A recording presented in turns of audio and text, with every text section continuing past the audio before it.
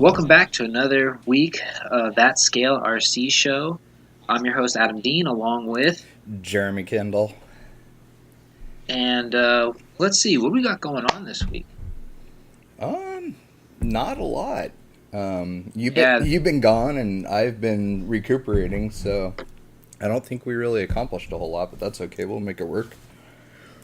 yeah, I've been out of town working up in Auburn, California on a little bathroom remodel, little minor remodel, nothing too crazy.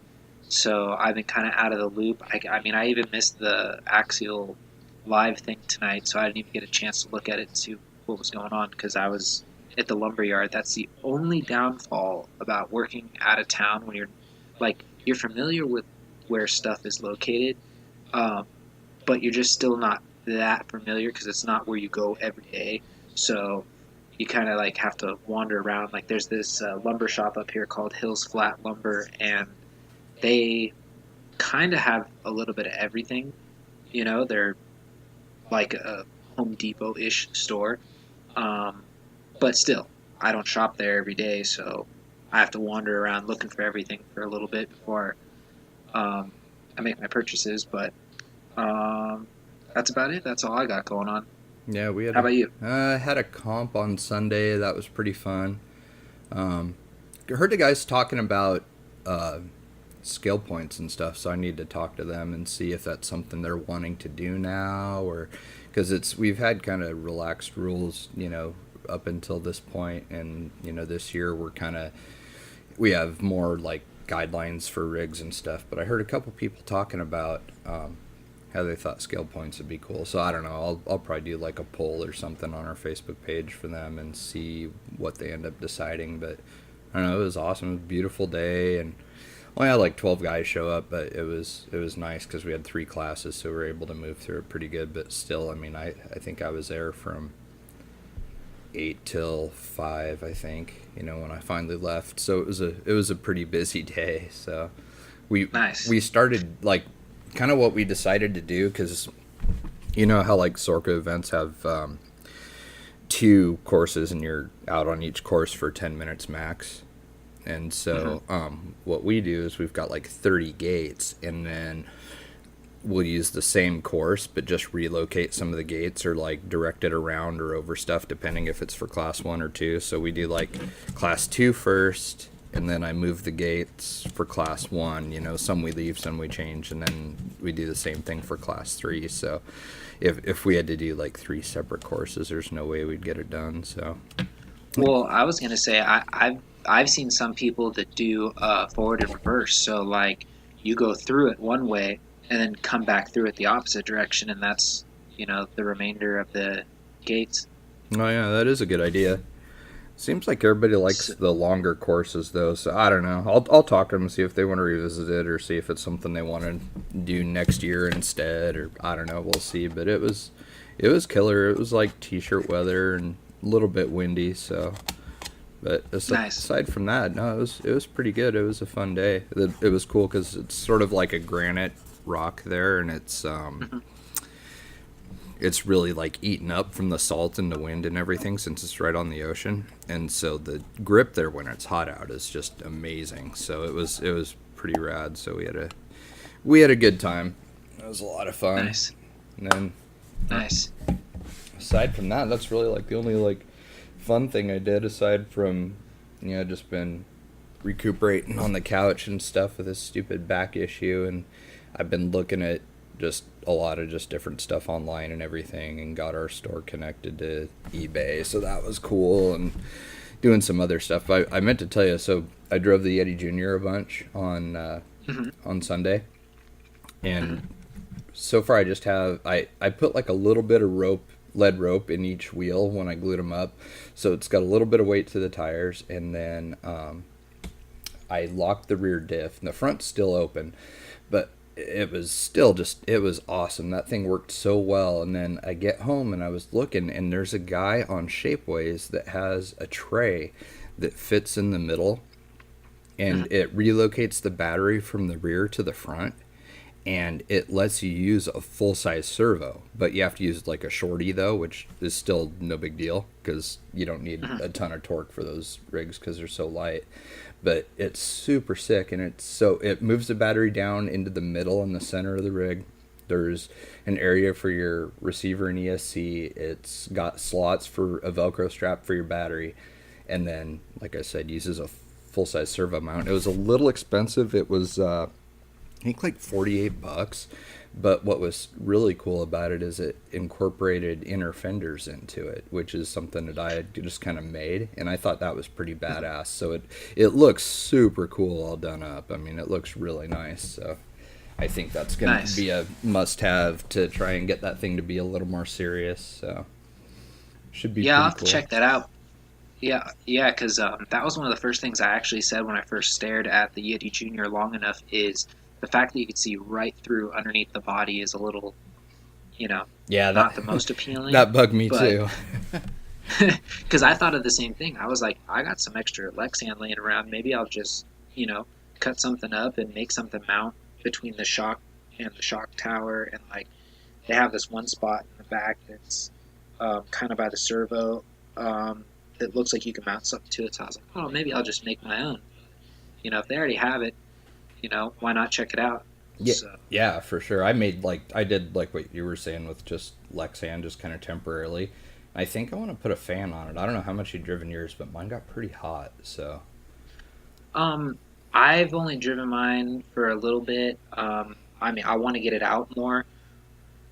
I almost brought that with me because, it's the perfect car for like, you call it a bug out car. It's right, small enough that you can throw it in the glove. Like you almost throw it in a glove box. yeah, So, and just have everything. But I was like, yeah, but then I got to bring my charger and I got to bring this. So I was just kind of like, because if there's one thing I actually had to complain about that entire setup would actually be, and I know you still have yours is the Gen 1, right? The original Yeti yeah, Junior. yep, Yeah. So mine is the newer one. Well, that Dynamite plug-in rechargeable charger thing. mm-hmm, After the first time I used it, I wasn't even pulling on the wires. When I was unplugging the battery from connector to connector, um, one of the solder things fell out the back of the bullet on the charger, which is oh, just that simple wall, which is just that simple wall charger one. right, So I said, no big deal because I don't plan on using that. I have my high tech X4. mm-hmm, So, I was planning on using that. It was just one of those things. It's like, then I got to lug that thing up. That's where having that little wall mount would have been nice. mm-hmm, yeah. But, There, oh well. I there. don't feel. Oh, go ahead. I'm sorry. No, I was just going to say, no, it's okay. I was just going to say, I don't feel like taking it apart or trying to pull the little bullet end out of that connector to resolder it. I was just like, forget it. I'm Oh, just, yeah. not even going to use it. I thought actually, because that was the other first thing I did too, which is the other reason why I didn't throw it away yet, is I switched my connectors over to Dean's connectors just because that's what I use in all my rigs. So it Yep. didn't make sense having this ETC. I think what do they call it? The ETC plug Oh, or like a something like that. EC3 or EC5. Or EC3, something like Yeah. that. The blue one. Yep. Yeah. Um, EC. so instead of using that, I switched over to the Dean's. So what I thought about doing was cutting that off the wall charger and soldering on a Dean's to that. So then you just have a direct Dean's for that. But just one of those things, never got around to doing it. Oh, now see, yours has the receiver and the ESC are built in together, right? On the all the new ones. Correct. So it's built in as one, and I believe it's a Dynamite. I could be wrong. It could be a Spectrum because it is a Spectrum remote. I know for sure it's a Spectrum um, servo, mini servo, Hmm. and it's a Dynamite motor. Huh. See, mine, the guy, I bought mine used. I had found it on eBay. Hmm. It was the trophy truck one for like $50. It was just the best score ever that I have made. And so I got this thing for $50 and it had a Spectrum short, like little tiny shorty receiver. And then it had a Dynamite ESC in it. But then it had the Tactic radio. So I'm assuming this guy had replaced a bunch of stuff. And I looked and like the servo's a high tech, but I'm kind of excited to actually like get a real servo in if I get that plate, because that would be just killer to have on that thing. But no, mine's got like a 40 turn axial motor in it, and then with the Tegan BXR, that's like just perfect. Like the BXR is so little that it mounts like on top of my Fly Sky receiver, like it's just tiny, and so that ended up being a super smooth combination. But that motor's just getting a little hot, so I don't know. I'm gonna probably make like a little bracket and put a fan on it or something. But kind of want to talk to some other people and see if they've had any kind of heat That's issues.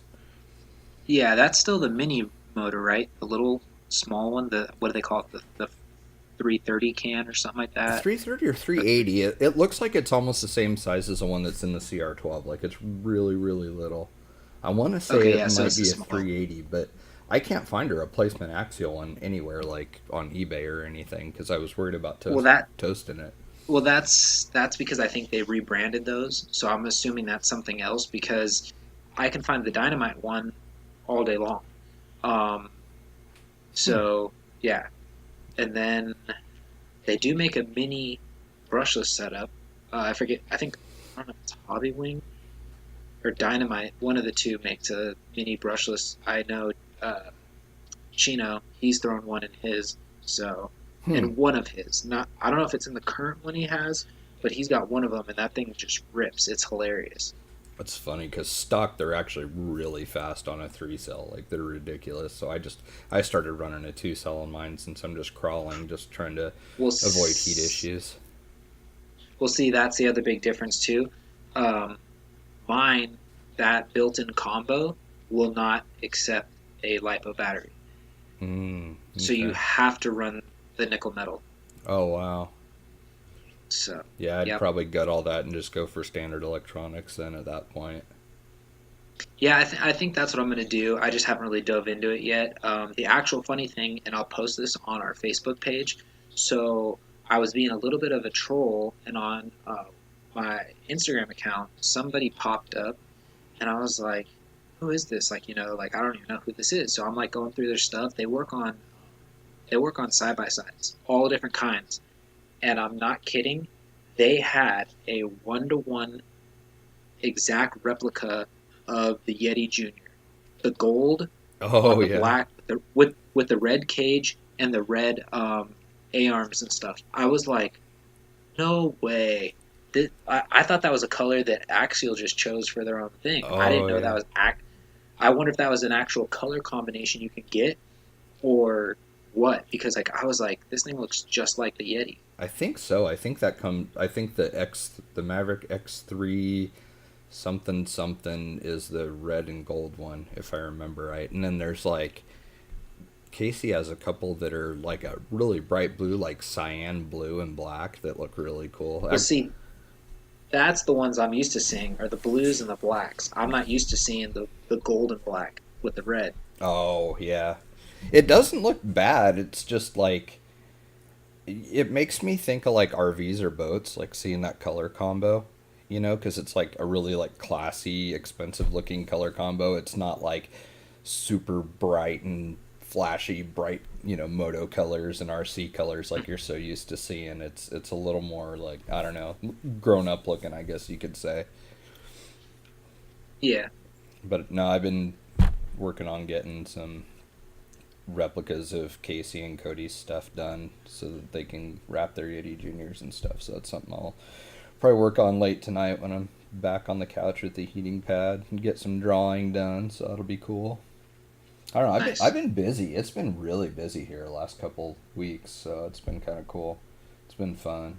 Like it was Well, weird. yeah, Like this one night, I just had like this perfect system. Like something would be drying and then be just in time to run through the laminator, and right as the laminator was done it would be done printing something else, and like had this awesome like workflow going, almost like an assembly line type situation. It worked really good, and it was actually like one of the first like super enjoyable days I've had working. So it was kind of fun. It's nice when everything goes the way you want it to and you're not having any issues. oh yeah. So I hear that, but also it should be, been moving pretty good for you because I mean, we've had how many different vehicle releases, not just from Axial, but I mean, the Traxxas had the Blazer just before that. Um, so there's plenty of vehicles out there. So I'm sure people are going to start hitting you up for wraps. Yeah, I So, got to start ordering a lot of bodies and stuff too. Like I finally had gotten, I think we had talked about it on the last episode. I finally got all the scout decals done for the different scoutish type bodies, and then oh, as nice. soon as the Unimog body comes out, like it's on the Axial site, and I added up all the exterior parts, to build one and just throw on whatever chassis you got, and it was like, I think retail was like $157. It was kind of spendy, but Yeah, but I think for you, well, I guess you need the rest of it for the full effect. But I was going to say, you really only just need the body. yeah, just the So, cab. I mean, that'd be ideal. Like once the cab is available, I'll get that first so that I can template it. But that Northwest Scalar Designs chassis that I got, that Truggy chassis, I'm actually going to use that to build a UMG 10 with, because I've got the raw builders kit, and so I'll do the short wheelbase with that Truggy chassis, and I'll do a Unimog with it that's all caged up and with the LCG chassis. So it should be kind of bitching. I'm hoping. I'm pretty excited for it. There's a lot that I'm still trying to figure out, like what tires and wheels I want to do, because oddly enough, like the plastic wheels are still kind of the best looking ones I've seen as far as like realistic goes. So I oh don't know. yeah, Maybe I'll just end up weighting those down and using those on it and throw some like crawlers or mud terrains on the thing. So I don't know. I'm actually yeah, really excited to get started on that. I think after doing the truggy bed on the Venture, I finally feel like I'm like ready to tackle like a full on like back half cage on something. So that'll be fun. yeah. The key that I found is take the time to measure everything, and if you use any kind of a bending aid, like I use a 3/16 brake tube bender for all my stuff, or Mm-hmm. majority of my stuff, because it gives it a much nicer looking bend, especially if you're using. Because I forget. Are you using solid or are you using tube? I'm using solid. Okay, see, so solid doesn't really matter as much, but especially with tube, you can't really just put it in the vise and bend it. You have to have it in some sort of tool. Otherwise, you'll collapse it. Um, so, like when I did that cage for the Blazer, 90% of that cage is uh, tube. Oh I wow. only made, yeah, only the one main hoop in the front hoop that goes by the windshield. Those are the only two that are solid, just because I figure in case if it rolls, that'll be like your impact point, and then Right. everything else was just tube because it's just to tie things in and to get the part. And it's funny because I built rigs that are full, solid rod rigs, and they're heavy. Oh yeah. And then when you build your first one with tubing, you're just like, wow, this thing weighs nothing, and you just can't believe it. It's crazy. Oh, I bet that's. I mean, that's a huge amount of material you're removing if you're going with all hollow versus the round stock. I mean, that's. Yeah, and then the other trick too to pay attention to when you're ordering the tubing is to make sure you get a thick enough wall. Otherwise, you really have to dumb down your welder, and you have to be like really quick about tacking stuff together because if it gets too hot, you're blowing holes. Right. That's what I would worry about, because I'm still struggling with like thicknesses and stuff, and it sucks because right as I got right as I was starting to get the hang of it and like actually had some nice looking welds on it, that's when I ran out of gas for it. I was like, oh my god, this sucks. Oh, So you gotta love it. yeah, so I'm gonna have some grinding to do, but right up until that point, it was going really good, and I felt super good about how everything was looking and going together, and it just had these nice little tiny puddles melting stuff together, and it looked really nice. And then, I of course I wait to do it like the night before a comp, and so I'm like scrambling trying to get it done, and so I just kind of was like, F it, I'm just gonna start blowing through it without the gas and just do some grinding on it just to hurry up and get it done so I can drive it, and then lo and behold, didn't get to drive it anyways. So Yeah, how it goes, I guess. But it was a fun experience. Like the shock mounting tabs, I used the BPC shock relocation tabs, that just bolt onto your regular shock towers on it. I used those and welded those onto the cage through the holes that are in them, so it like melted out really nice and stuff. It turned out really good. Like I was pretty stoked on it. And it ends up giving you quite a few mounting positions, Options. available. So it was kind of cool. But no, Yeah, it was I know fun. exact. Yeah, I know exactly what you're talking about. I've had my fair share of those kind of experiences. I remember, I think my first truggy cage I ever did was on the back of the New Kaiser for Axial Fest 2016. I want to say, I think Mm-hmm. it's the one when me and Elio did the CKRC theme, where he did the 6x6 military top kick and I did the New Kaiser. Oh, okay, yeah, that's when And I first met you guys. Yeah, mhm, I remember that. and that Yep. So, and unfortunately, that rig got cannibalized to get turned into a couple other things. I still have the chassis and the truggy cage. I just don't know what I want to do with it. Part of me says sell it off. The other part of me says hold on to it. I don't know. Because I'll probably not put it back together just because it's just an older build that I'm just kind of, it, it was cool, but it's not like I have certain builds that like I really, really love, and it's like I don't have the heart to take them apart. And then I got other builds where you're just kind of like, yeah, those are cool. I could live without it. I mean, it was a fun build, but so I don't know. But that was my first one I ever did tubing with, and that was definitely an eye opener because like I said, you have to make sure you have everything rolled perfectly. I mean, there's a lot of timing and planning that goes into it, and I think that was when I finally started getting pretty good at learning how much that um, material gets chewed up or doesn't get chewed up. Like when you start your bend, so you can add that into your measurements when you're measuring. Right. So that was a learning point for That's sure. probably the But hardest part, I think, is like trying to get your bend in the same place. Like that's one of the reasons I want to get one of his tubing benders so bad is like it really sucks trying to get a bend in the same place or get stuff even because the bender that I use, it doesn't really give you like a super precise like okay, this is where it's going to start and this is where it's going to stop. Like it just kind of I don't know. There's a lot of. It seems like there's just kind of a lot of guesswork doing it the way that I'm doing it right now with the little Harbor Freight bender I got. But it's just handheld. It looks like a crazy looking set of pliers, but it works okay for this. But it was funny. There yeah, was. it sounds. Oh, go ahead. Sorry. No, go ahead. No, no, it's okay. No, mine's gonna tie into what you're saying, so I'll let you Oh, finish. I was just gonna say I kind of had learned something though through this process, and that was I finally found something that I don't like on the HPI Venture, and that is the shocks where they mount on the axle is double shear, but the top mounts just flat against the shock hoop or whatever you make for it, and so you can't really angle the shocks the way you want exactly because you'll end up having it Uh, bind at the bottom. So really, they have to be pretty straight up and down, which I'm not super stoked on. Like, I could probably play with my links a little bit, at least for the back, and get it to where the shocks are angled forward a little bit in the rear by changing the link length, and then if I wanted to get really fancy, I could just like I don't know, try and like laser cut two tabs for each side and double shear the top two. But I don't know, it's just one like little funky thing that I came across with this that you can't really like. Whoa. Sorry, 1 second. I gotta shut the door here. The wind just blew the door open. There's a hurricane outside, so I apologize, I everybody. I'll be right back.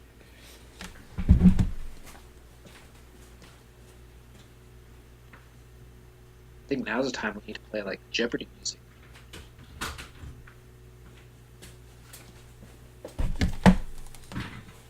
Man, the place sounds like it's gonna blow away. It's crazy out there. That's crazy. So, anyways, where were you gonna say when I was talking about the Oh, I bender was on just mine? gonna say, yeah, I was just gonna say I basically have the same tool, but mine didn't come from Harbor Freight. Actually, my buddy gave it to me when he saw me starting to get into doing a little bit more custom tube work with the RC cars because he's actually I'd say he's a 1-to-1 fabricator. Um, he's built his FJ40 from the ground up. I mean, it's basically a Chevy now, but I mean, he built the cage himself, the bumpers, sliders. I mean, everything's been him. So when he saw me starting to do this stuff, he said, I'm going to give you this because I think it's going to step your game up that much more. And at first, I didn't use it. I still did the old method of mark it, put it in the vise, pull on it, check it, make sure it looked cool or looked the way it was supposed to look, and then, tack it in place. That was when I first started taking that tool and actually working with it.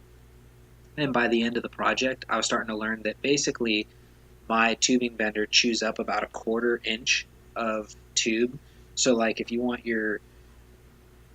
the tube to come down like where you want it to, just pull your measurement back a quarter of an inch, and mine's got a little arrow that points that's where the bend's going to start, and then you just roll your bend, and then it has an actual gauge, but the gauge isn't as like precise as the Northwest Fab or the Northwest Scalar Fab, whatever it's called, Mm-hmm. bender. It just has like 45, 90, and I think like one something. Hmm. So, yeah, it goes a little bit past a 90-degree right angle, but that's pretty much it. It doesn't have much more. So, like, if you want to stop anywhere in between that, you kind of have to eyeball it. So, which Right. I've had before. So, um, yeah. Then I know there's another method where people actually CAD out their, stuff, and then they just copy it that way. The closest I've done to that was actually for a headache rack I built for Todd Norton on the Mm-hmm. back of, uh, it was some sort of a flatbed. I forget what rig it was. It might have even been one of his bigger ones, like one of the 6 scale Jeeps that he did or something like that. But I did a headache rack for him, and he was like, "Yeah, I'm gonna." So he actually spent the time, traced out the back of his cab, kind of drew everything where he wanted it to be, sent me that drawing. I photocopied it in case I ruined it. I'd still have one to go off of, Mm-hmm. or two in case I burnt through two of them. And basically, what I did was I taped that down to my table, and I just copied exactly what he wanted. Like I started the bend here, started the bend there, bent it perfectly. When it fit inside his little parameters of what he thought it would look like, I laid it there, then a crossbar here. That was actually pretty cool because I went off of somebody else's thing, and when he got it, it literally bolted up right where he planned it to go. That's awesome. So that was pretty. I was pretty impressed with myself because I was like, I thought for sure it'd be off by a little bit or something be tweaked, and he's like, no, dude, it was perfect. It lined right up with everything. Looks killer. Wow, that's awesome. Yeah, I hope I So, can get to that point. Hopefully with some more practice, you know. oh yeah, it gets fun. The more you do it, the more you learn, and kind of the same thing goes on with your machine. The more you start using it, you kind of start to learn what it does. I know mine I call it the cheater machine because it's a Millermatic 140. Mm-hmm. I think it's the 140. Anyways, I just know there's some 40 in it, whether it's 240 or 140. I'm almost positive it's the 140 because mine's only the standard 120 volt, not the 220 or the 110. Um, so mine has what you turn into the auto set, and tell your you could actually dial your machine into what thickness you're welding, and it automatically tunes the machine for you. But that's only if you turn it on to the auto set feature. If you don't turn it on that, you can actually adjust everything the way you want it to be adjusted. Um, so like you can still be individually controlling your speed and the temperature. Mm-hmm. So I've actually I've pretty much figured it out. Where what settings need to be what if I'm welding solid steel, like solid steel rods and whatnot. If it's tubing, I kind of just cheat and I definitely use the auto set. Yeah, mine isn't quite that fancy. It's a old Miller. Like it's probably from I'm guessing 1999, 2000, somewhere around there. It's pretty old, and it's just got your wire speed and then a couple of switches that you move in different combinations for your metal thickness, and that's really it. So Oh, okay. Yeah, it helps to have something to practice on first, before you just start Oh in yeah. on it, so you can figure out what it's gonna do. But I don't know. I mean, it gets the job done. I'm gonna look at brazing too, like you and I were talking before we started recording. That's something that I'd like to take a look at also, because that would be a lot easier with some of the smaller stuff that I'm working with. So we'll see. It. Yeah, the first time I got first time I was ever suggested the brazing method was actually when I talked to Kyle Listle for like almost 2 hours that one night before I shipped him my chassis back for him to repair. Um, we were talking, and he's like, "Dude, you could weld, you can braze." He goes, "I know it's a little more time consuming, but he's like, dude, the end result is well worth it." And I'm like, "Yeah." Like I said, I could definitely see that. I could definitely see where the brazing pays off. And he said, really, the key is flux. Make sure you flux all your joints. He goes, because a lot of people think, oh, I got the silver solder and it's just going to, you know. Mm-hmm. And he's like, nope. He goes, flux it, heat it up. It goes right in, holds perfectly, and looks good when you're done. I'd imagine it'd be easy to fill in little gaps and stuff too if you don't notch your stuff just right. Also, Yeah. because I haven't really been notching any of mine. I've been, kind of just relying on the weld to sort of fill it in a little bit, anyways.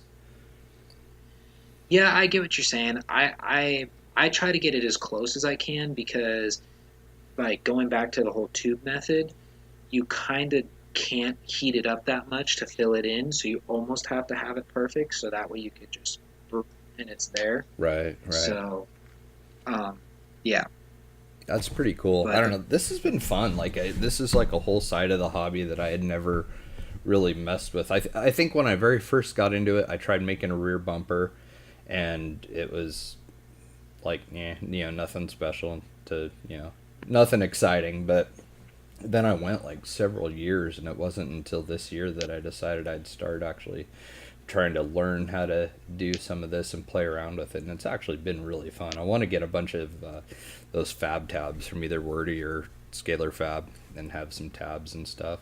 I saw, oh, speaking of Northwest Scalar Designs, since we keep bringing him up, I saw he has some awesome bumper mounts now, and they're laser cut out of flat plate, and they've got a hole in it to run your 3/16 through and use that to build off of. But the plate is a little bit longer and has a smaller hole in it, so it has like a shackle mount incorporated into it too. So if you're doing like they're for tube bumpers, but if you're gonna do like tube bumpers and stuff, it's the perfect setup, and everything's like right there, and you can get it all squared up off the chassis and everything right away by bolting those on. So I mean, it's really cool. I saw he's doing that, and then he came out with rock slider mounts too. oh, nice. So that's I pretty was cool. yeah, I was gonna say BPC, or if you talk to Mark with BPC, they got a lot of fab tabs that I don't think a lot of people know about. Like he Oh, I has didn't know bumper that. tabs. He has bumper tabs as well. That's actually who I use for a lot of my bumper tabs because he has kind of similar to what you're talking about. He's got these bars. They're maybe about an inch and a half, 2 inches long, I want to say. And at the end, there's a slightly smaller hole, like you said, so you could put a shackle through it. And then back from that, about maybe a quarter of an inch is a 3/16 hole, so you can actually put 3/16 rod through it, which seems to be the most common size rod you use if you're going to be doing scale cages, just Yeah. because it seems to look a lot like 2 inch DOM tubing in the real world. So, um, yeah, so it's pretty cool. I've made a couple bumpers with that. Trying to think, I think that is what I use to make the bumper for the Blazer. Oh, no kidding. Because that Blazer bumper I did was super simple. There was nothing really to it. So, but it gets the job done. That was one. That was one body I had a hard time coming up with a bumper for. I made 3 versions of bumpers before I finally settled on that last one. It's weird. It's like once you start getting into it, because I kind of know what you mean, because when I did the bumpers on the CR12 for that Proline Sumo body, I almost think it's harder to come up with a good look for something with a really flat square front end versus like a Yep. Jeep, because Jeeps you can go narrower, you can go the same width as the grill, you can go out towards, the width of the fender flares. Like you have all these different options and can get super creative. And there's a lot of really good looking Jeep bumpers out there, but it's way harder, I noticed, for a flatter looking body to have something that kind of looks at home. I mean, like the stuff that I ended up making for the CR12 is just very basic looking tube bumpers. Like the top one has a stinger that's about the width of the grill, that's above the main tube that goes across the front, and that's really about it. Like it's nothing super exciting. It's clean, but it's not like, oh whoa, that bumper's badass. It's not like that. Yeah, I went through. So my method, the problem I had with mine was, like you said, the Blazer's got a flat, wide front end. I didn't pinch that front end, so it wasn't like you could bring it down a little bit. So I was like, all right, well, what do I want to do? Because I want something that's not going to hinder crawling capabilities, but at the same time, I want something that looks like it fits there. Right. And that was definitely a challenge because like at first I used quarter inch L metal, and I actually just made that being like the center, almost like if you go on what's that company, DIY 4x. They make a lot of Chevy stuff, and they have this bumper called I think like the A bomb or something like that, or the A frame, or I think it is the A bomb or something like that. Basically, that's what it looks like. It's just like a piece of like angle iron, and then they have like you can add tubes coming off of it. You can add all kinds of stuff to it, and so I was like, all right, I'll try something like that, and I did it, and I'm like, this looks like a 12-year-old glued a bunch of stuff together. Like, I said, and I'm not trying to sound mean or condescending. I'm just like, this looks really bad. Like I said, I cannot put my name behind this. So I set it off to the side. Then I'm like, all right, well, maybe I'll just do a stubby bumper. So then I did a super stubby bumper with just tube and a stinger, and I'm going, there's got to be more. You got all this extra body flapping in the wind, it just doesn't do it. But when you start getting into the custom fabrication, that's when it's hard. Because, you're trying to come up with something clean yet efficient. Right. And, yeah. It's hard, too, because, like, with me, looking for inspiration on stuff, it's tough. Like, I look at some one-to-one stuff, but I'm not like a one-to-one enthusiast, really. Like, I don't really know what brands are out there, like you do, like what you were just saying and stuff. Like for me, it seems like most of the one-to-one brands that I know about are stuff that is licensed through Axial or other manufacturers, and that's the only reason I know about them in the first place. But I don't know, I still think like Instagram is kind of my favorite thing, is like searching through hashtags and stuff, because when it came time for that King of the Hammers 4500 class build that I was working on, when it came time to do that, I just was searching hashtag like Ultra 4, and Miller Motorsports, their Jeep came up on it, and I really liked the front bumper on that, and it was just pretty basic and stuff, and it was just sort of like a little like push bumper like what you see on trophy trucks, where it's just very, very basic and has a tube going across the top, tube going across the bottom, and it's for the most part square looking, and just sticks out up at the top where it would make contact with stuff. And that was really kind of like the best design I saw that I actually liked and wanted to copy. But I've noticed like looking at Instagram has been like a huge help for somebody like me that isn't familiar with all the different brands out there, because I know to look at like JRC or JCR, I mean, and then Poison Spider and the stuff like that, just through Axial. But I know there's tons of stuff out there that I don't even know about. Well, see, it gets, I don't know, it's hard to say because like that's kind of how I got in. That's my background into the scale stuff. Is I started one-to-one wheeling, and when you start breaking your real rig a lot, it gets expensive quick, and it's not the same as fixing your axial car or Right. 1/10 scaler. In period, I mean, I went out wheeling one time, and I basically I cracked my transfer case almost all the way around in half because the front drive shaft was too long. Because, long story short, my truck is kind of like I adopted somebody else's project, and they had used a driveline spacer to make up for the slack when they lifted it so high. Well, I lowered it, and I didn't really think to take that out Mm. because I only came down like 2 inches. So I was like, yeah, it's not that much lower. I'm still on the same size tires and everything. So I'm like, it'll be fine. Well, all that bouncing up and down and the suspension cycling and going up and down, it just kept taking that drive shaft, pounding it in. But anyways, cracked it. Well, that's a couple $100 repair. Oh Whereas yeah. you break down your and I lucked out. That was because I found one from a buddy who had already rebuilt it, and I did all the labor myself. But if you were to take it to a shop and have a shop rebuild one, source it out, you'd be probably Mm-hmm. closer to $800 to $900. But still, you break your 1/10 scale, and you're like, oh, what's a housing? Oh, $10. Okay, and you like pull everything apart on your bench, put it together, and you're done. Yeah. So, so that's kind of what drew me into the scale stuff. So that's how I have that much more knowledge into the one-to-one stuff is just from being around that, and also I guess you could say it's part of like I don't know if it's like being wanting to be I wouldn't say rebellious but or different. It's I was always into the Chevy full size crawlers like the K5 Blazers, the the K10 pickup trucks, even my body style pickup trucks. I mean, even watching some of what these people do with the newer body styles, turning them into wheelers. Like there was this really cool. I want to say it was like a 2006 Duramax that this guy's like, yeah, I'm going to spend a ton of money on it.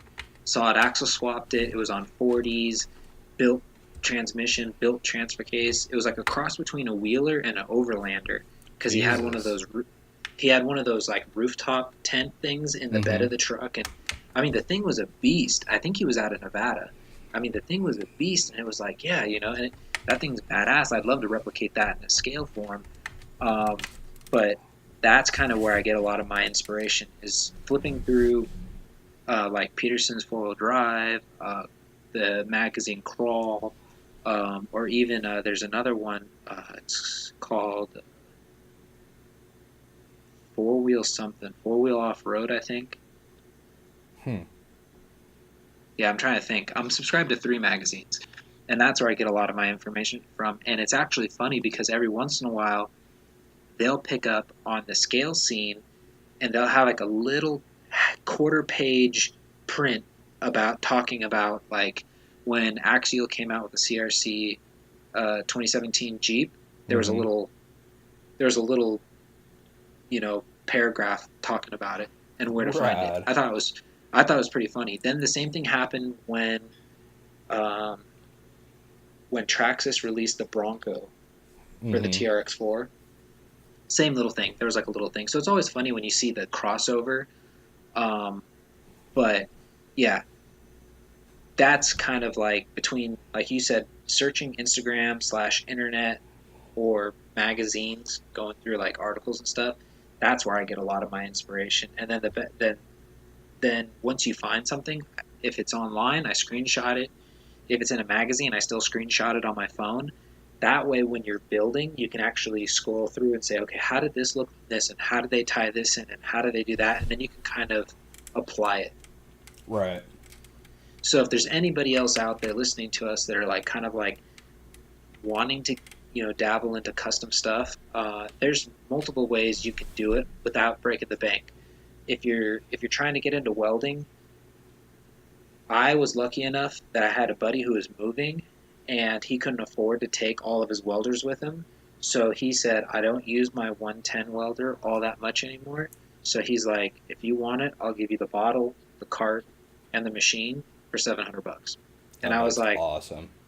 I said, I can't pass that up. I got to jump on it. Yeah. So, and that's kind of how I got my start. Uh, you could actually go to your local welding supply shop and get a brazing rod um, and a little map torch gas setup with some flux, and you can actually start brazing. And you know, you might be spending some money in the brazing rod because it's probably going to be the equivalent of buying the gas and the wire for your wire feed welder. Um, Oh, really? but yeah, but well, I think you can get like a box of like brazing rod. I think is like it's $30 for like a box of like 50 in there or something like that. I don't know. At least That's that's what I not think it was, bad. which I think it was at my welding shop. Well, the difference is you're going to be going through the brazing rod a lot faster, where you could buy a roll of wire feed. And I mean, I'm still on the same roll that my buddy gave me. I'm not even close to the end of that, and I've had that machine for almost 3 years now. Oh, wow. I think it was about 3 years, maybe closer to four. But yeah, I mean, I never did anything. He gave it to me. I mean, I've been through gas before, and that was my other biggest failure ever. Was one time I was welding. I got all done. I was so excited with how everything turned out. I put the whole machine away, and I forgot to turn off the gas. Oh, no. so, um, so yeah. So then, like, a few days go by, and I'm like, oh, okay, I want to finish up the rear bumper. And I get everything out, and I go to do my first weld, and it just looks like crap. And you're like, what is going on? And then I go to the machine, and I'm checking everything. No, settings are all fine. I don't even think to look at the gas, right? Because I had turned the knob to turn it on, so I assumed that it was just turned on. Well, then I go, this isn't making any sense. So finally, I look at the bottle, and the gauge says 0. And I was like, Oh, oh, I forgot to turn it off. So that yeah, sucks. you learn kind of quick. But luckily, because I don't know how it is with you, where I live, we got quite a bit of welding shops on the peninsula in the Bay Area. So the closest one I go to is like a 10-minute drive from my house, if that. Oh, nice. Yeah, it's minimum like So 45 minutes for me. yeah. So and then does so I guess the question is, does your shop rent you the bottle, or are you always changing out the bottle every Uh, time you go? I'm always changing it out. I just exchange it. Okay, so I just didn't know how I didn't know how your shop did it. My shop, basically you have your bottle, and they always just keep refilling it. Unless the bottle looks damaged, then they'll swap it out. Gotcha. That's just how mine's been doing it. So I know every machine or every welding shop's different. Um, but yeah, I'm just hoping that some of what we're talking about will help somebody getting into this. Because I remember first getting into this, seeing the people that were brazing and welding stuff, because that was like the pioneering times of when I got into it, because like everything was basically bolt on. You bought Mm-hmm. everything, like you bought an RC four-wheel drive bumper, and that was it, because not a lot of people were welding, Mm-hmm. so it was a lot of bolt on. So I used to envy all those people that fabricated stuff. And then like when I first met Elio, I still didn't have my welder, and he made my first set of bumpers for my white. Oh, I'm gonna have to find that truck, and I'm gonna have to post that on our page. I had a SCX10. Um, it was a kit version, and I threw a 2007, I think is what they were calling it. I could be wrong, but like a 2006, 2007 Chevy body on it. It was white. I bedlined the bottom rocker, and he made like this pre-runner Baja bumper for the front, some simple rock sliders, and this cool little rear bumper. And that was because I didn't know how to do anything, and I thought it was the coolest thing in the world. And then shortly after, my buddy sold me his welder, and I was like, well, now it's time for me to start practicing and doing this stuff. That's awesome. So, and that's pretty much where it all started. It's definitely fun. I think for somebody looking to just get into it, really, I think the Harbor Freight bender I got was $8. Sounds like you can get a box of brazing rod for 30 or so, and then you're saying like just like a benzomatic torch or something you think works? I think so. There's a.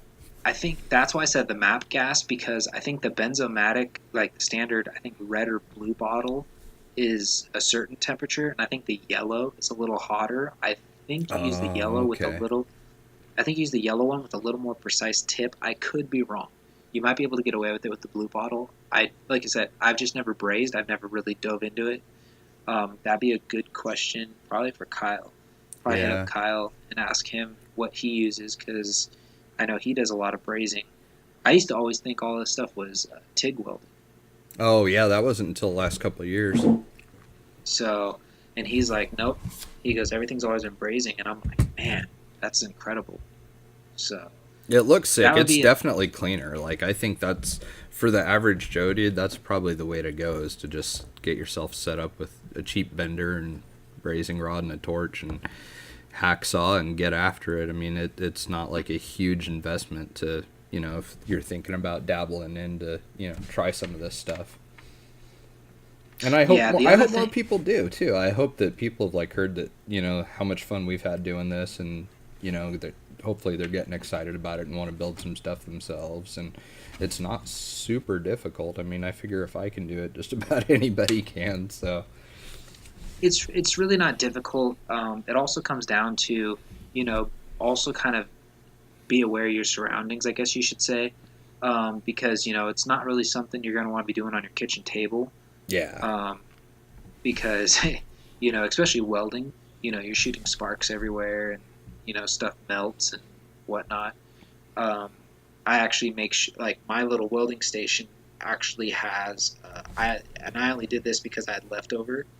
I was doing a kitchen, and we put down backer board around the countertop area for water, which basically backer board is cement board, hmm and it was 1/4 inch thick, and we had some leftover pieces, so I just screwed 2 pieces to make like a little wall. So when I'm welding in there, since it's basically concrete, you're not going to hurt anything.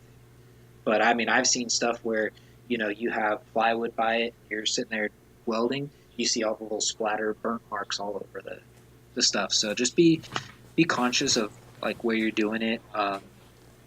What's another uh, wear long sleeves helpful if you're tip? gonna weld because you don't want to get flash burn. That sucks. There's always that, like you said, the proper stuff. I know it's more expensive, but I know Harbor Freight sells one for like I want to say it's like 60 to 80 bucks. I could be wrong. It might even be a little cheaper than that. But you can get one of those auto darkening welding helmets. That's what Those I help have. out. Yeah, I have the Harbor Freight one. yeah. I have the Harbor Freight one too. And then I have the Harbor Freight one, and I have another one that I got at my local welding shop that was a cheap one. Their inexpensive one, I think it was like $100. It does basically the same thing that the Harbor Freight one does. It's just the Harbor Freight one, I took off because it was getting nasty. The band or the padding for your forehead, Oh yeah, yep. and I threw it in the wash. Well, I misplaced it after I washed it, and I was like, well, I'm not wearing this thing with it pinching my head the whole time. So Yeah, I was like, I'm just gonna buy another helmet. So and then like a month later, I found it. So I was like, oh well, now I got 2 helmets, whatever. But yeah, the auto darkening helps a lot because if you use one of those old school, just always dark, it's it really hard for you to sucks. see. Yeah, it's really hard for you to see where you're at. Yeah, because this So stuff's so little and so precise that, like, honestly, if I didn't have the auto darkening hood, I'd be screwed because it makes life so much easier. I couldn't imagine having to like sit there and make sure you don't move and you've got everything where it needs to be, and then like flick your head so you can get the visor drop down, and it just yeah, having the auto darkening one, it makes all the difference. And I mean, really, the Harbor Freight one I've got, it's probably got it in 2012, 2013, and it's still fine. Like, and I want to say it comes with an extra replacement glass too for when it gets all mhm. Yep, splattered and jacked up. So it's actually a yep. smoking good deal, really. So that's, I mean, not everything at Harbor Freight's just garbage. Like there is some stuff that's like will get you by. I mean, granted, it's like anything. There's always nicer stuff out there if you want to spend the money on it. But for the hobbyist, I think that something like that from Harbor Freight would be cool. Now, would I buy a welder from Harbor Freight? No, I wouldn't do that. But as far as other little stuff, I mean, yeah, you bet. Oh yeah. That's actually where I got my helmet there. I got the little magnetic triangles because that comes in handy too. Another tip that I found, just especially in the hobby, it makes life so much easier. I actually went to my local metal shop because I actually or metal supply. I refuse to purchase my stuff at like Ace Hardware or Home Depot unless I'm absolutely in a pinch and I need to get some project done and I don't have the time to drive over to the metal supply place. Um, when you're buying it from a big box store or you're buying it from, like I said, from Ace uh, or Home Depot, Lowe's, whoever you purchase from, you're paying almost 3 to 4 times the markup price because it's had to be delivered, it had to be cut, somebody had to transport it, handle it, so the prices go up. I found that out when I went to my local metal yard for an actual construction project, and I needed some angle iron. And while I was there, I was like, what, I'm just gonna see what they got, because I don't know how small their stuff is. And I was like, do you guys carry 3/16 rod? He goes, oh yeah. He goes, we got them in 10-foot sticks. And I'm like, oh cool. And he goes, and I have a truck, so with a rack, so I was able to throw it up on there. But if I didn't, he could cut it down. It is a charge for him to cut it, but I'm like, okay. I said, you know what?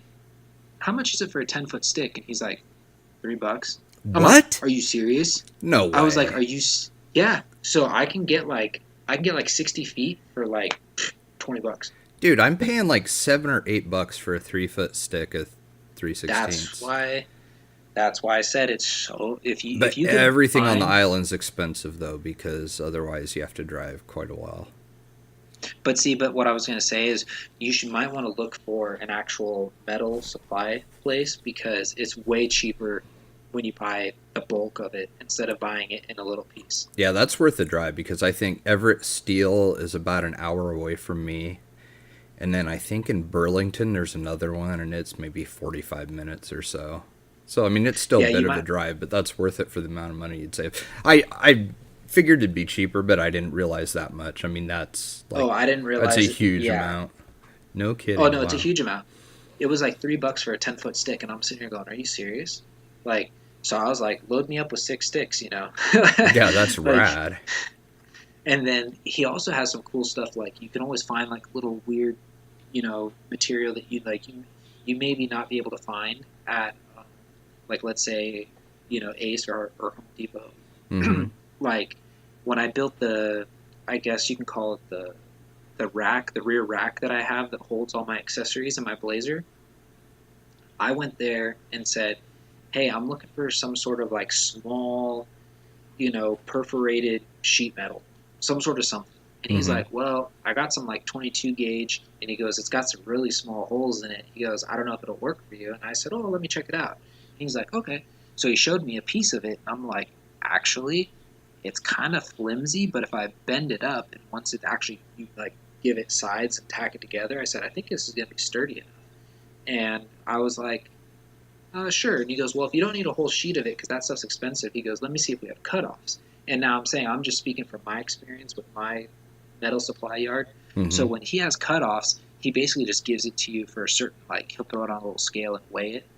Um, so I end up getting what, if you were to buy a 4x8 sheet of it, which it normally comes in, which is like $36 for the 4x8 sheet, I got the little 2x2, like a little 1x2 piece for like $2. So it's God, that's like, killer.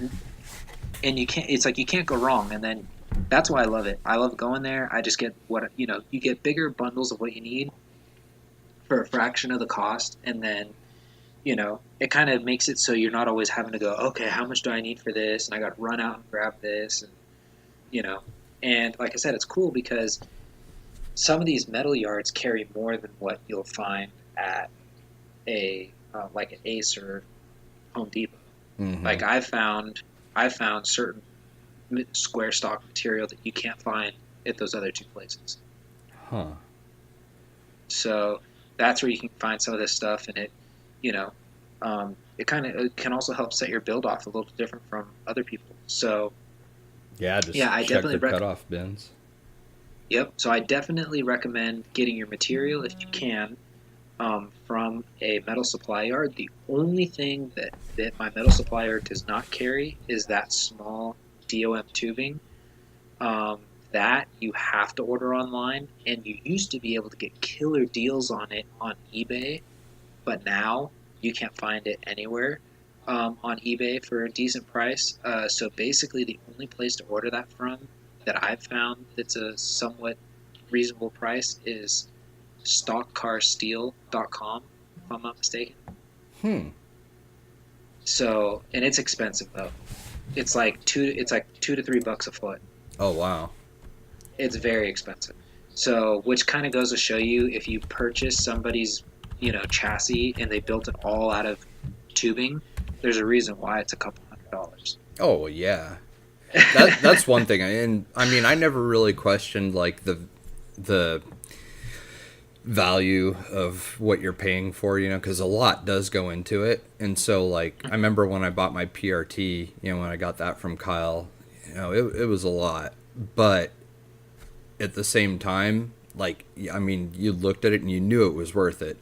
Now that I'm messing around making just my own stuff for me, I've got a way greater appreciation for the dudes that do it right, because it's definitely an art form. So I mean, it's well worth the money, for these, like UC Fab and Emery Works and stuff like that. These crazy looking nice chassis that you're seeing out there. It's definitely worth the money because it's not hard. And I mean, they probably have way more hours into something like that could be billable than what they're actually charging you for. Yeah, I think you meant to say it's not easy. Right. Yeah. Yeah, Yeah. because and actually some of it really isn't that hard. It's more of time consuming. It takes time to bend, measure, weld, make sure it looks okay, clean up anything that needs to be cleaned up. Like like the blazer that I did, that was the closest thing I've done to a complete cage. Well, I mean, it almost is a complete cage. I have almost 40 hours into that rig between all the fab work. And that's including the couple times you make your mistakes and you're like, yeah, I don't like this, and I got to cut it all off or scrap it and then start over. Um, it just takes time. It just takes time. And, but just don't let that be discourage you. Like if, it takes you 3 hours to build a bumper that you like, so be it, Yeah. I just pulled up that website, Stock Car Steel and Aluminum. Dang. Told you. It's Yeah. expensive. They have a lot of stuff, though. They've got Delrin. But They've got, I mean, pretty much everything. Polycarbonate sheets. So they have, like, their equivalent to Lexan. yeah. ABS, even. Wow. Yeah, they have a lot of stuff. Like I said, that's why I said them, because they're like kind of like the first ones to pop up in my mind that actually carry the stuff. Um, Another company that carries a lot of small stuff, I think, is Master Car, but they're outrageously expensive. So These guys, like, so check this out. So polycarbonate sheet, 16th by 24 by 24, 1247. I don't know what shipping's going to be on something like that, because it's probably going to be a lot. But that's actually, I mean, that's a pretty decent price. I mean, that's right in there with some of what I buy at the local plastic supply place. yeah, Which, man, their Lexan's expensive. I don't know if you guys have it down there, but there's a company up here. It's like a chain called Tap Plastics. yep, And you guys have that too? Oh, okay, yeah, that's where I get most of my stuff, especially doing like awards and stuff. I get plexiglass plaques made there. They cut them all and round the corners and everything for me, and so that's where I get most of our awards done, is through them. So they have a good selection, but just certain things are still pretty stinking expensive from those guys. oh yeah. That's actually so. I've never really gotten anything for hobby wise from Tap Plastics. The last time I was actually in Tap Plastics was when I had my GMC, when I first got the ladder rack put on. I'm one of those. I don't like the racks that get all, beat up and dinged up from, sliding ladders and material and stuff, because it's just powder coating. Right. Yeah, the powder coating can take a beating for a while, but eventually it starts to, chip and flake, and then you get the rust and all that stuff. Right. So what I did was I went to them and said, "Hey, what's a good UV resistant plastic you guys have?" And they showed me like, "Oh, we have these three like from here over, is good for UV. And I was like, oh, cool. So I'm like, can you guys cut it down for me? They go, yeah, well, it comes in 4x8 sheets. And I said, that's fine. I said, because it only needs to be 4 by wide, but I said I need it to be. I said I need to be about 1.5 inches, and they said, well, that's actually the smallest we can cut it. And I'm like, oh, perfect, because they use 1.5 inch square tubing. At least that's what they used on my racks, and I had used that, and it was actually pretty cool because I put it on there. So when you like where I would slide ladders and lumber and whatnot, it would actually slide easier than against the metal, and it protected it. So I thought it was pretty cool. What'd you use? Was it Delrin or like UHMW or something or It wasn't Delrin. It might have been the second one you said. UHMW? It's a lot like Delrin. It's kind of a It's slick, very like similar. greasy feeling plastic. Yes, and it was the reason why I went with that was it was a smidge cheaper than Delrin. Mm-hmm. So I was like, because it was one of those things I didn't want to spend a lot of money if it didn't work, Right. and I had to like toss it. So I was like, I'll go a little cheaper to see how it works. But yeah, no, Tap Plastics is cool. They UHMW carry is a lot good of stuff. stuff too. I mean, I've seen guys sleeve links in UHMW tubing and stuff, and it's UHMW is what they use on snowmobiles for the tracks. There's Oh, the okay. runners on snowmobiles are called Hyfax, and Uh-huh. yeah, that stuff's like UHMW or Delrin, depending on who you buy it from. But yeah, it's awesome stuff. And the sick part about it is you can machine that stuff. So I mean, you can actually, if you got a buddy with a machine shop, you can make some really neat things out of it. Oh, nice. Yeah. Um, what else?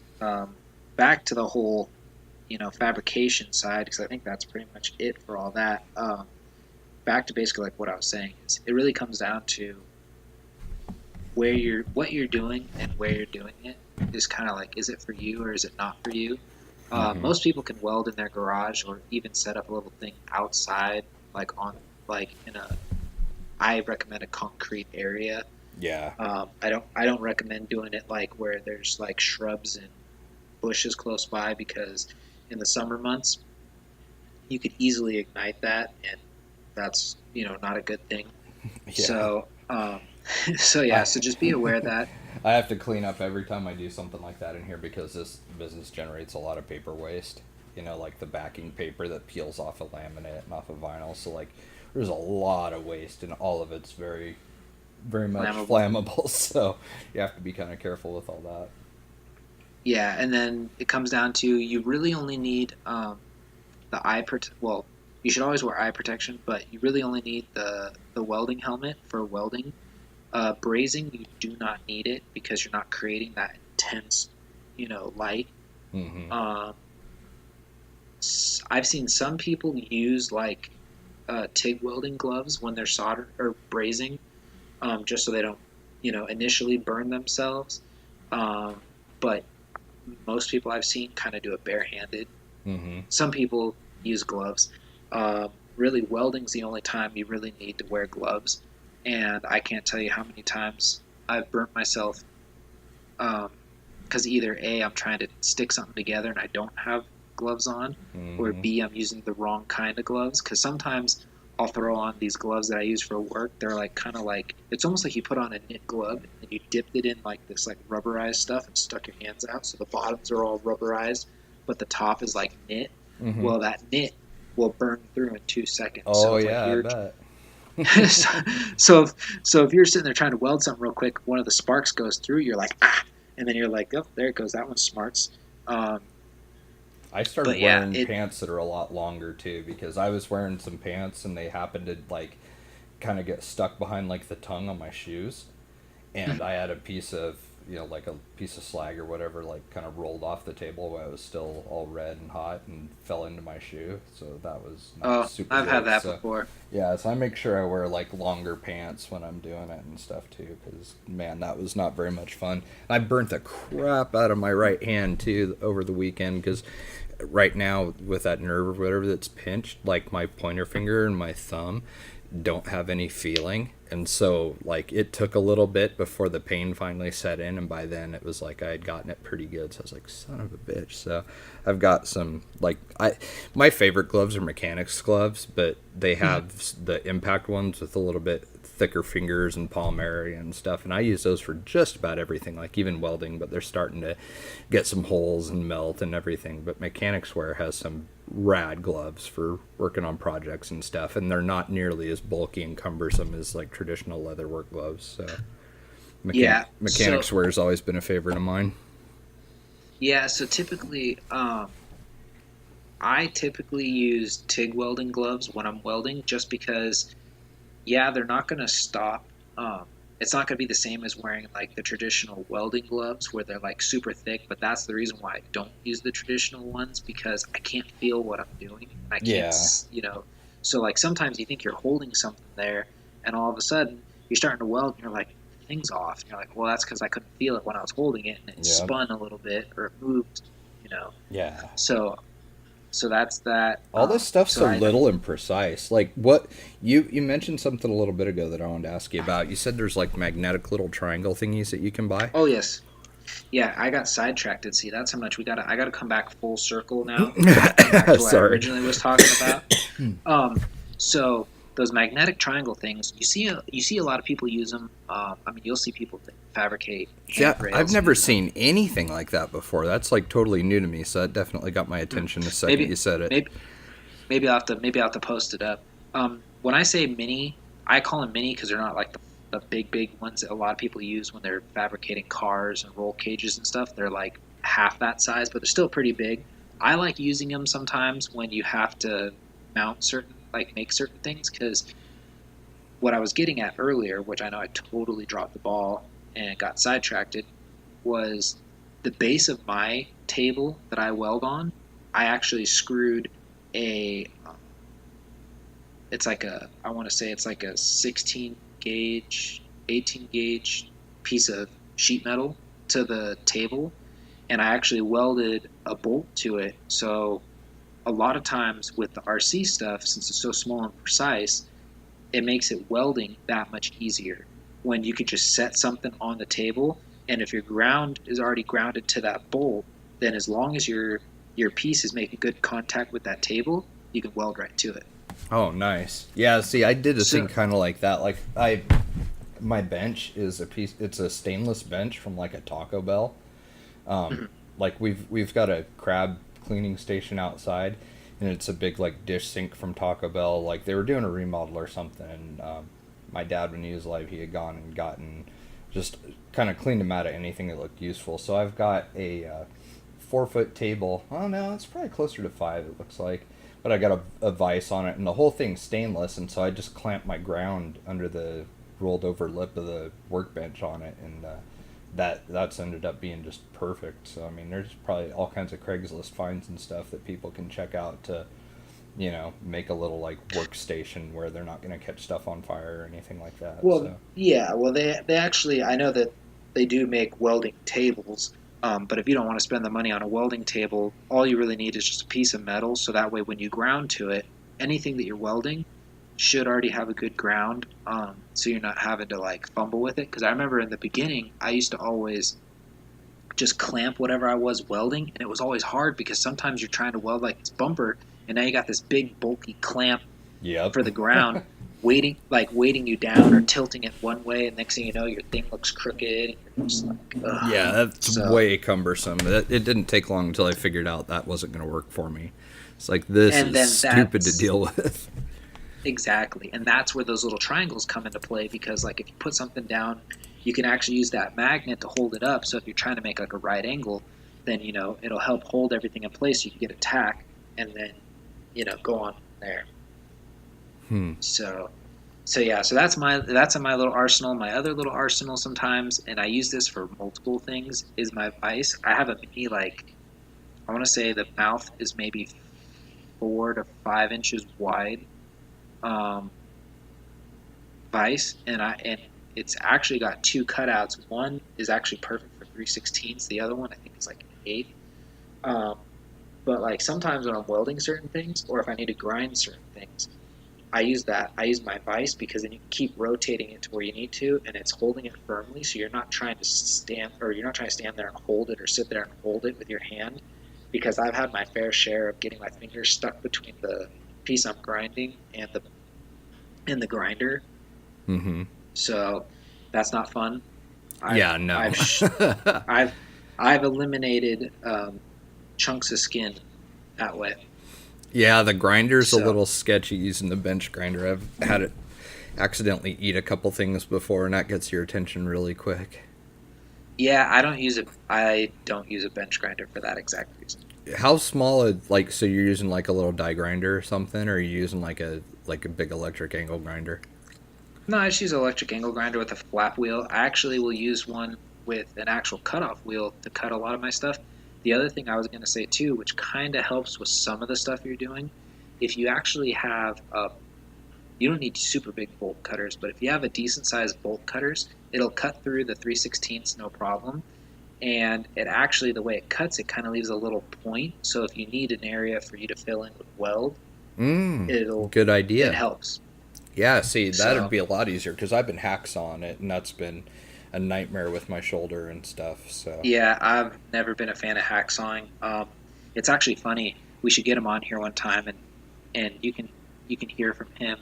Uh, Nick Lapp, aka Bay Area Scalers, he mm-hmm. he does the hacksaw method. When we did the bumper for my deadbolt, dude, everything was cut with a hacksaw, and I was like, really, a hacksaw? Do you know how much faster it'd be if you even used a Dremel? Like, Yeah, you know, Dremels sketch but me out. Like the cutoff wheels on Dremels, I've had those things explode a lot on me, oh yeah, so they I'm a they little bit. explode. I'm kind of afraid of them, but I have a Mac Tools just die grinder, like an ankle or I've got a 90-degree one and then a straight one for Yep. just cutting stuff off. I use that a lot, and like you can actually clean up some of your welds and stuff even with a cutoff wheel on one, and just kind of it's a little more precise. And because my experience using flap wheels is they remove a lot of material really really fast, and so I'm kind of leery to use that sort of thing on these. So I tend to I do a lot of filing by hand and some dremeling when I can, but the cutoff wheel seems to be the fastest for me. Well, I was gonna say, I think for me, it's another thing that kind of like I call it a cheating method. See, I use a lot of the tools that I use for that in my work. So I've found, like you said, the flap wheel removes a lot of material really quick. So actually, what I've found is if you use a worn out flap wheel, it's like too dull to be using on your big material projects, but it works perfectly on the RC stuff because it's more controllable. Oh, good idea. So That's like if true it's because already that all, edge is going to be tapered down and everything, huh? Mhm. Good idea. and all the aggregate is gone, like so it's not as much.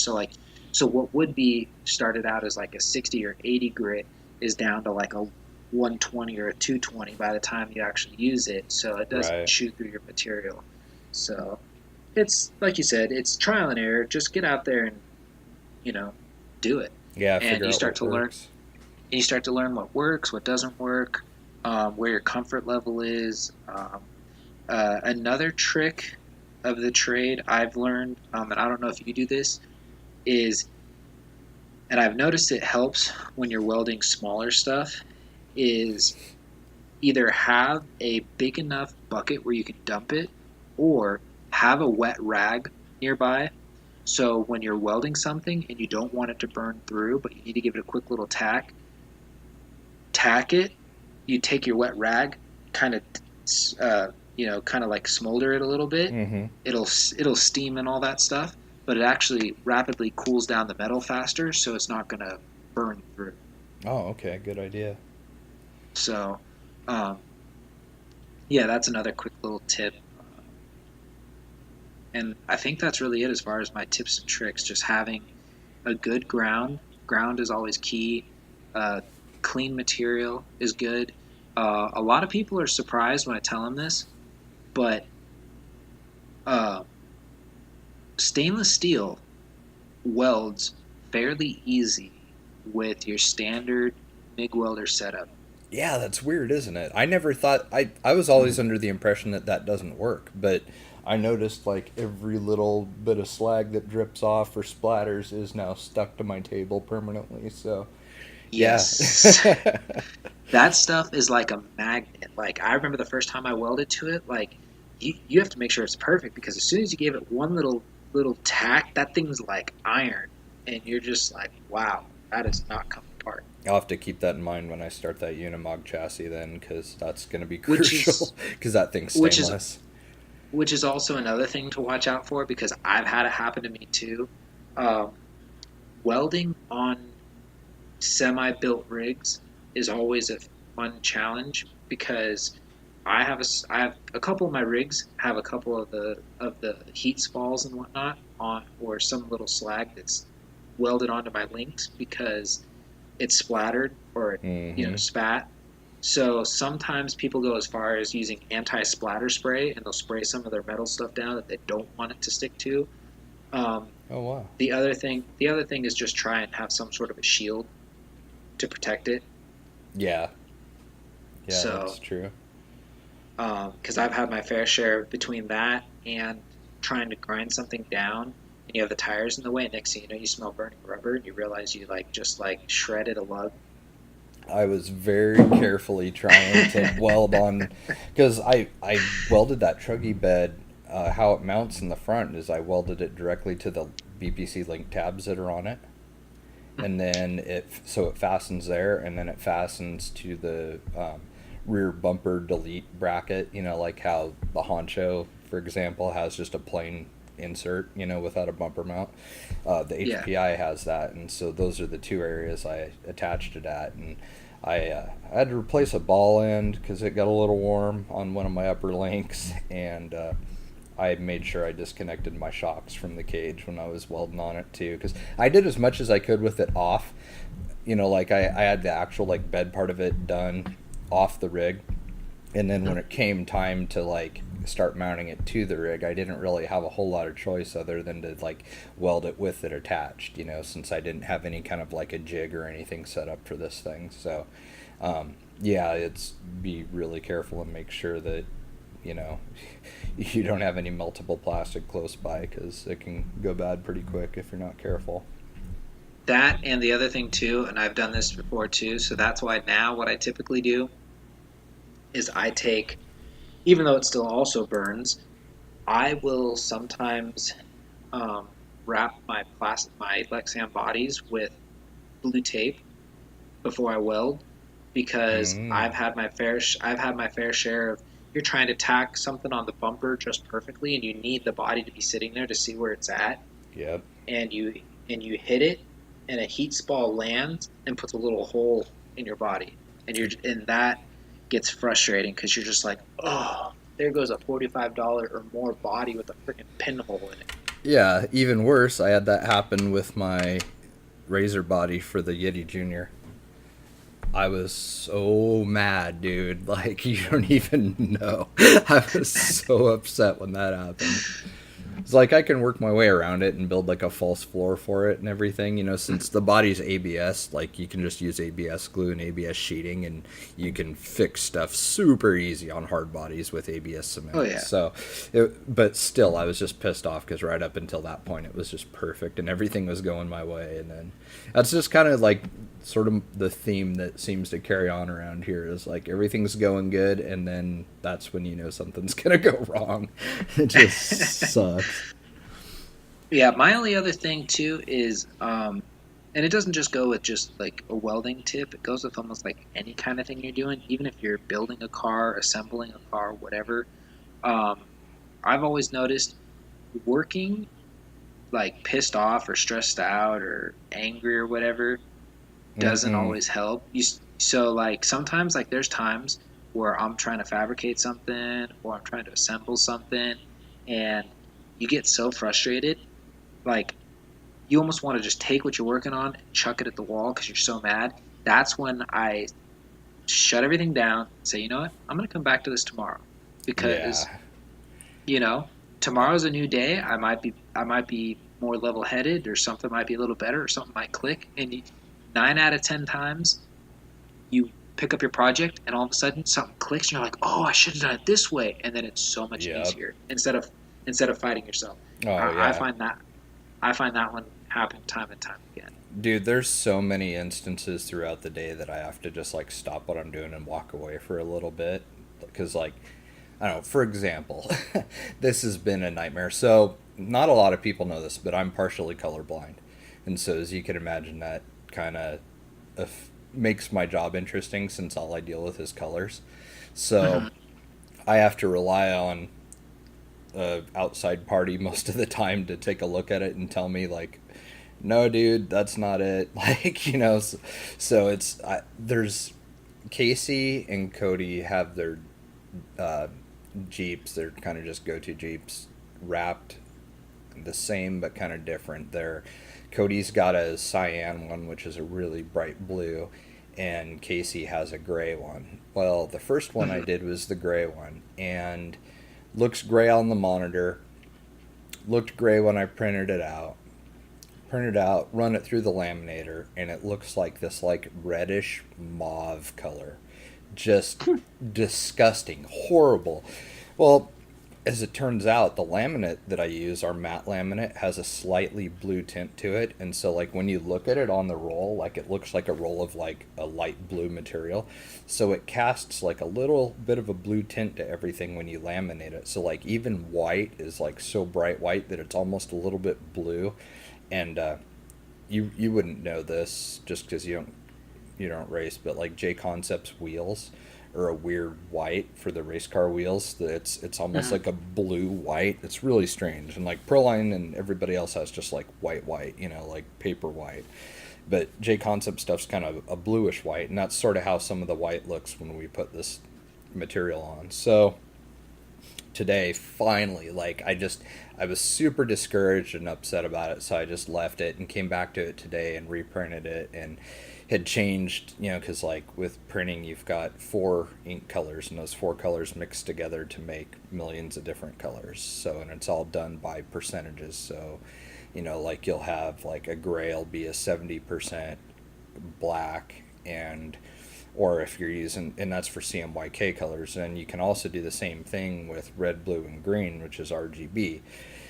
It's Hmm. two different systems for mixing colors. So what I ended up doing to get this right is I did like 70% black and added like 2% yellow to it, and took out any bit of blue that may have been in it before, and took out any magenta that was in it before, because I had done like this little eyedropper tool in Illustrator and had just like sampled the color off of a photo of Casey's Jeep, and it just didn't come out right because whatever pixel it happened to grab that from, the light source in the photo and stuff could have been different, and so that one Hmm. area, you're not getting a true color match because your photograph, a photograph of something is a 3D, curved surface, and so light's going to shine differently off of it, so you never actually accurately sample the color that you want. It's never going to be dead on. So I had to kind of mix it around and stuff. So I did that today. But that was just like one of those instances where I was just beating my head against the wall, just getting super frustrated. And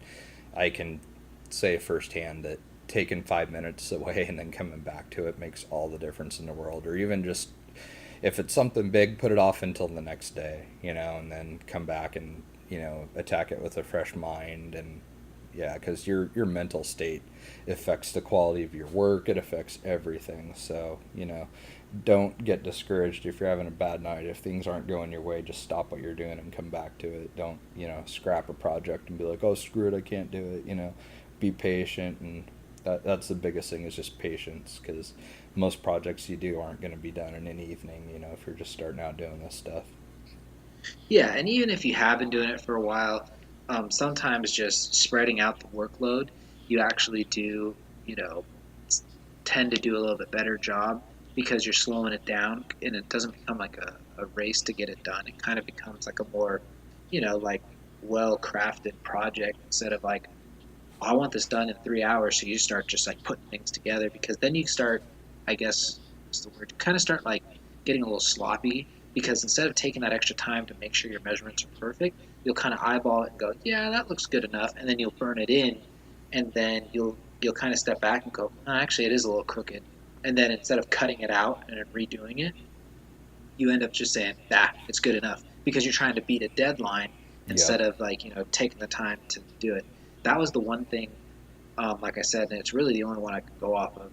My Blazer, I that's why I said I have like almost 40 hours into it because what I would do is I literally set myself to an hour to 2 hour time limit working on that thing, and whatever I got done, I got done. If like 2 hours came up and I only had like 3 bars burnt in place, oh well. I said, you know what? It looks good. I'm happy with the progress, and I'm gonna pick back up tomorrow. You know, and like I said, I just spread it out, and that's why I think that one turned out the way it did. So, because just time, and you know, Yeah, exactly. Just being patient. So I was just looking on A Main's site because I thought, well, what else is new? Because we covered some of the new stuff from Northwest Scalar Designs. I was just looking here. Believe it or not, Integy came out with something kind of cool, and this was just added today. It looks like they have a trunk mount bike rack. Now it's something that's probably going to be more for the drift guys, but honestly, dude, the thing looks pretty legit. Like interesting. they did a decent job. Like it actually looks like the real deal. So I thought that was kind of cool. I noticed A Main has some of the new Axial branded Yeti Junior hop up parts in. I've been waiting for those to come in because Yeah. I don't know if I went over this on the last one or the podcast before, but I went on. I know AMain didn't have any of it listed on their site, so I was like, oh, I'm going to go to RPP. Well, RPP only had like you know 4 out of the 7 parts in stock, and I'm going, well, I'd like to just order everything once, so I'm going to wait. Mm-hmm. So now it's kind of cool to hear um, that AMain's got them all in because I got to check and see who's got all of it in, and that's probably where I'll place my order. Dude, I added it all up, and like all the stuff that I wanted to do to beef up the Yeti Junior, I think cost like as much as the Yeti Junior. Not quite as much, but I think it was like 120 some odd bucks. But looks like they've got hot racing C hubs in, so that's cool. That's a new thing for that. Hot racing steering rack. That's their graphite one though, so I don't know. I kind Oh, of okay. I dig the look of the Axial one better because it's not obnoxious blue anodized. Um, what else is new? Well, I know something That new Toyota that'll hard body. probably. Oh, Oh sorry. Go yeah. ahead. No, no. Oh Continue on no, thoughts. I was just gonna say I just saw this because it's something that everybody's been kind of. Everybody got super excited about the 85 Forerunner body, the hard body that RC4 Drive came out with, and now they have a Lexan inner fender set for that body too, which is rad, and it's a whopping $12.99. So that is actually a Nice, pretty awesome detail to add if you're somebody who has that body already. nice. No, what I was gonna add, which you'll probably see on A Main, because I know they're a big seller or distributor of the SBC product, but I know SBC is working on, and I know he's already started shipping them out to some people. I'm sure he's going to start doing orders for A Main. Um, a Wraith 1.9 bed drop in, and it's actually kind of cool because it's pretty. I think, and don't quote me, I think he's going to offer them empty and loaded. And when I mean loaded, that means he has a bunch of more of the scale accessories put in there. Like I think you can get some roto or not roto. I forget what he's calling them, but they're the roto style packs. Um, Mm-hmm. some like a little tool chest, an ice chest, some fuel jugs, and it actually he integrated a top for the one part that looks like a fuel cell, so you could actually put something in there, like if you wanted to move your receiver, or you had an auxiliary battery for something, or whatever you need to hide a bigger ESC somewhere, you can stuff it up in there. But yeah, so it looks like he's going to start pushing those a little bit more. So I thought that was kind of cool. I know there's a couple other people that are already doing it, and I know that the drop-in bed isn't anything totally new because I know the original OG Wraith, I think Dinky had the drop-in bed, Mm-hmm. Yep, I remember that. but yeah, no, it's totally cool because it's an easy way to get a lot of scale accessories in the back of the rig. So it's kind of like a one-stop shop. So definitely check SBC out on Instagram and Facebook for that one. What else is new? Dude, there's a lot of good stuff coming out. Like a lot that's come out within the last like month actually, but like Yeah. Wordy Made's got some killer stuff now. Like Well, the just thing that blew my some. mind is Wordy Made already discontinued a couple things that I'm shocked that he discontinued. Really? So I don't know if you've been following him on Facebook, but I think he discontinued um, the Honcho bumper line is no more. Really? Yep, Huh. which I'm kind of shocked about because the Honcho SCX-10 Honcho came out about a year-ish ago, maybe a little over a year ago. So you'd think that that's still a rig that would move.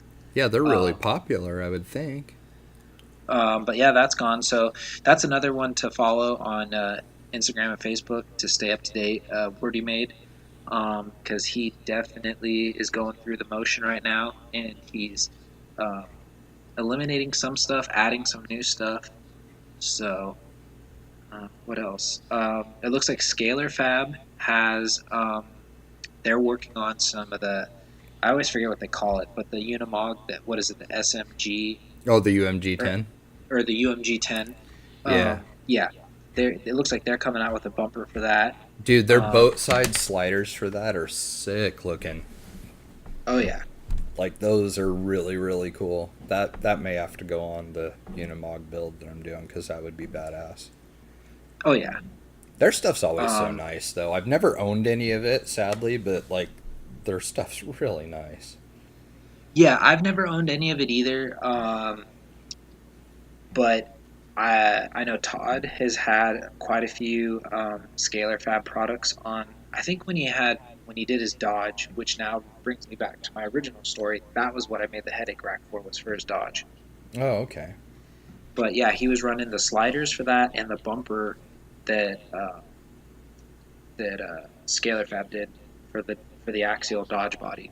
So, Nice. um, but yeah, I think that pretty much does it for Yeah, this covered week. some new stuff and went over I don't know, a Basically lot. an For- basically an hour of fabrication talk. yeah, really. You know, it actually worked out really good though. Just kind of like, oh, let's just go with it and see what happens. Like that's actually, I don't know. I feel like we got some good information out there at least. I mean, Oh we're by yeah, no means professionals at it, but no, at the same not at time, all. it's. I think it's also helpful just sharing tips and hints in an environment where people aren't going to get trashed on or anything like that helps a lot. So, Yeah, hopefully people and can listen to the podcast and come to our page and use it as a resource without having to worry about lame little Facebook arguments and stuff. well, the other thing too is if there's anybody out there that listens, because I can't think if he does. I know he's definitely a really cool scratch builder, but West made. I don't know if Yeah. he does. I don't know if he does fabrication as well. I think he does. If you have any tips and tricks that we missed, feel free to share with us. If anybody else out there has any other cool tips and tricks on when it comes to welding or even brazing, um, you know, feel free to send a post or hit us up, and we'll make sure to get it out there on our page so that way other people can learn from those tips and tricks and hopefully get out there and start building their own cool stuff, make the rig their own. Yeah, I almost hope that Wes doesn't fabricate stuff because honestly, I don't think it's really fair that somebody is good at that many things. Like he's scratch building Ford Ranger bodies and stuff. Like if the dude can weld things too and everything, like that's seriously gonna hurt my feelings. So Well, it's funny that you bring that up, and I'll probably end what I have to say on this one. But I've been following the Scale Builders Guild and Harley Build Off thing, and Matt Kent is an insane scratch builder. He can build like just like Wes. They can build some really cool rigs from scratch, from a picture, and they can make these really cool things. Yet Matt is not really a fabricator. He did his bumpers and his headache rack slash bed spare tire mount for their little thing that they're doing, and it turned out really good. I'm not cutting him down at all, but it's just funny to see him kind of say he was struggling with that because that's not his forte. Because you're so talented when it comes to creating something with depth out of nothing. Yet when it comes to something, in my opinion, which would be a lot easier to stick two pieces of metal together, he's like, yeah, not my cup of tea. So I thought that was pretty interesting. Wow. Yeah, no, that dude's super talented with stuff. Like, watched him make door panels out of styrene, and like Matt builds amazing stuff. Well, I mean, you didn't get to see it last year, but dude, if you were at Axial Fest last year, checking out that um, hawk, uh, The hawk thing. Yeah. Oh, yes, the steam Jeep thing that he did, that thing was sick, and the fact that it actually yeah, works that's off Steam, ridiculous. that was insane. So, I That's mean, mind blowing. it's definitely mind blowing. And one other cool thing about Matt, which I think is totally awesome, I know I strive to do the same thing, um, not only through that scale RC, but almost any time somebody hits me up, Matt makes it his goal to get back to everybody who leaves him a comment on YouTube. That is some serious dedication. Yeah, Because do that you know is. Because do you know That how much definitely time it is. takes, especially when you're somebody on the level of like SPG? Um, he gets like 100 plus comments a video, and he has to sit there and respond to every single. Well, he doesn't have to, but he chooses to respond to every single one of them. That's Yeah, crazy. which is rad. So Yeah, no, that's really cool. definitely shows you somebody who appreciates his following. So Oh, I think that's there was one thing too before we go. We did get a question. It was sent to my uh, personal account, and I wanted to oh, okay, answer it before we get off the air here. I can't look at it to get all of his name and everything because it'll drop our call otherwise. But I okay, remember his first name's Chris, and he's one of my Facebook friends. So he messaged me, and he asked if I get nervous at comps or or like what's more fun, like comps or just trailing and stuff. And for me, I don't really get nervous at comps because like I'm so busy setting everything up and like making sure that everything's going the way that it is, that my run is kind of an afterthought, so it ends up being just for fun because each year, when the series is over, because I mean, if I'm putting on the event, like obviously I'm going to be at every single one of them, and not everybody else can. So I usually disqualify myself at the end of the year so that I don't get like a trophy for my own series because that's pretty lame. So no, so really for me it's just a for fun thing. I'm there to make sure everybody else is having a good time. The events for the guys that show up, and my own run is kind of takes a back seat to making sure everything else is going on the way it does. So I tend to kind of hurry through it and make a lot of mistakes. So I'm just trying to get it over with and done because in the back of my mind, I'm thinking, okay, as soon as everybody's done here, I got to change the course for the next class. And so, no, I don't really get nervous with that. I like all of it. My favorite is probably adventure type events or just even going out by myself or with one or two buddies. I mean, basically anything that has to do with scale RC. I'm not huge on working on stuff. I'd much rather drive something than build something. But, just because, you know, 10, 11 years of racing RC and stuff now, it's like building cars just doesn't have the joy anymore that it used to. But yeah. no, I mean, really, anything that has to do with driving these things is the most fun for me. I'm not super picky. It's just I'll take whatever I can get, any chance I get. So, Nice. how about you? For me, it's a little bit of both. I mean, I lean a little bit more towards building just because I like to think I have that creative spark. So like I'm always trying to like create something, and to me, like trying to find something, whether it be like like not really a replica build, but like some inspired build, and trying to nail that mark and get as close as I can to the vision I'm looking for, Mm-hmm. um, is kind of like what drives me to do all that. But I do also enjoy driving um, and trailing with friends at events. I definitely like the more endurance trail run adventure kind of thing, like you said.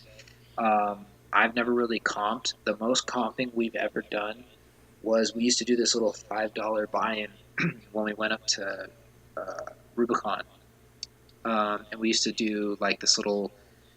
It was a challenge. Like we'd set up like 12 gates. It was almost like comp lines, and you just there was like 7 or 8 of us, and we'd all have 2 runs. and whoever made it either the farthest or finished it in the fastest time was the winner.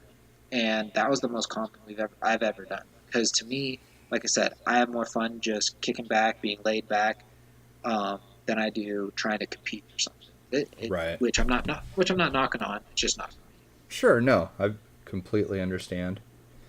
Yeah, just basically anything that keeps it fun and mellow. Exactly. Cool. Well, So, with that, I think we're probably should wrap it up. I think we covered everything, don't you? oh yeah, another successful episode in the books. So until next week, again, you have any other questions, comments, concerns, feel free to send it to our page or hit one of us up, whether it be on Facebook, Instagram, whatever. Um, feel free to get a hold of us. Like I said, the more we get going with this, the more we'd like to interact with you guys and get feedback and whatnot.